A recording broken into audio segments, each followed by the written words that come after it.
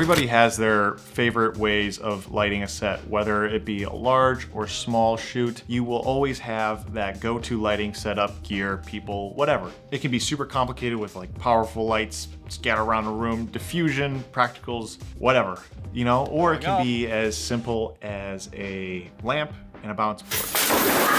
All that matters is that you're getting your shot. But when you're doing these things, you have to keep these conditions in your mind, which are like budget, time, space, and how much gear you actually have with you on set. These will make up how you light your scene. And I'm sure you've been on a set where it's like the director or producer wants this super well lit shot. And you want that too, obviously, but you have 15 minutes, one other person, it's a small crew, and you're like, how am I supposed to do this? Which sucks. You don't want to be rushed, but what I have found recently that could help with that is this super easy way to get natural lighting. Recently, I was able to join the Aputure Club with a 300D Mark II and an Aputure spotlight to go with that.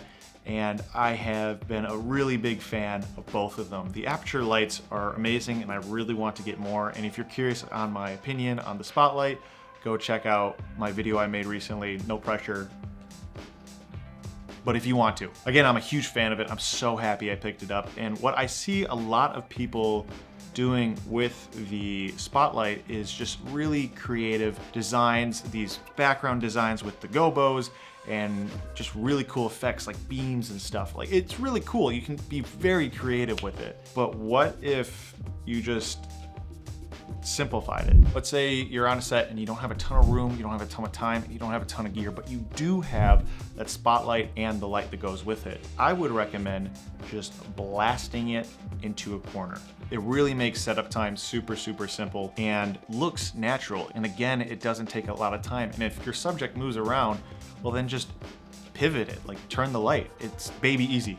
Baby easy. And you can even change like the size of the light that's being bounced. Like if it's too much or you don't want it hitting this specific spot, well, you have these flaps on the side of the spotlight where you can adjust it. It makes it much simpler than just putting a dedicated stationary light where your subject's gonna be, because as mentioned before, you can pivot it around. I'm actually using this technique in this video right now. I have the light blasting right here and to motivate these windows. And that's something else I want to note is I've been practicing this technique for weeks now, trying to get it down right for this video. And what I have noticed is use it to motivate something.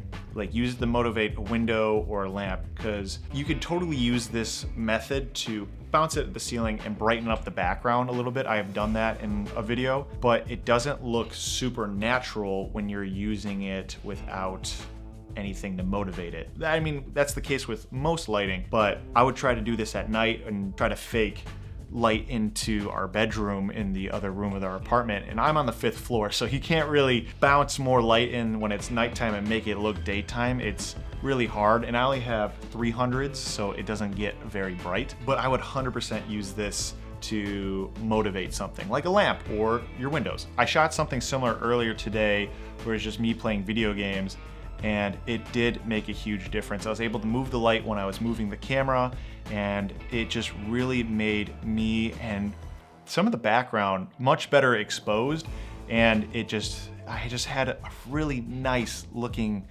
lighting on my face, because without it, it's a little harsh and it looks okay, but that spotlight just blasted in the corner, added that little oomph.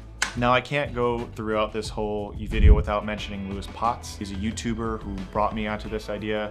He's originally why I even bought the spotlight, because I saw some other video of his. Although he already made a video very similar to this, I wanted to just bring the subject back up again and really amplify how important this is and how you should have this at least in the back of your head when you're filming something. An example he used in that video of a cinematographer using it is Roger Deakins in No Country for Old Men. He used, it wasn't exactly a spotlight mount, but he used it in this scene here. He uses this one light, bounces it off a bounce right onto the subject, and you got this very natural looking light on the subject's face. Another way you could use this is kind of like the scene from Inglourious Basterds, where you take the spotlight and just bounce it straight at the table to light up your subjects around the table. It looks really good. It's different, but it's kind of in the same style. We're using the spotlight to bounce light onto your subject. I really hope that you at least got something out of this video, and I'd love to see other people using this technique.